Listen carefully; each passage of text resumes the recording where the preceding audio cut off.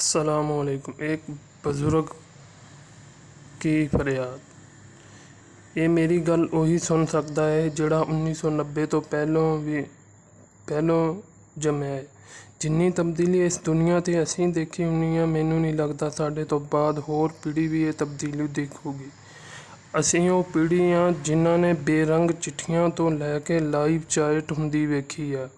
असीं वो पीढ़ी हाँ जिन्हां वास्ते साइकिल सीखना भी बहुत वड्डी गल सी। पहले कैंची, फिर डंडा, फिर काठी तक पहुँचते सी। कार ते बहना तो बहुत दूर की गल है। असीं वो आखिरी पीढ़ियाँ एक पखे मूहरे 7-7 मंजियां डा के सौन तो लैके एसियां तक दे नज़ारे देखे ने।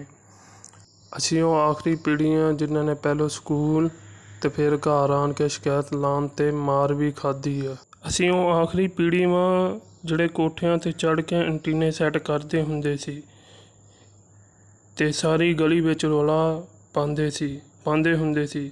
अज वेख लो लखां चैनल भी चलते ने, वेखन नूं दिल नहीं करता।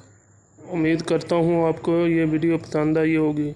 अगर पसंद आई हो लाइक करें, कमेंट करें और शेयर करें। Thank you.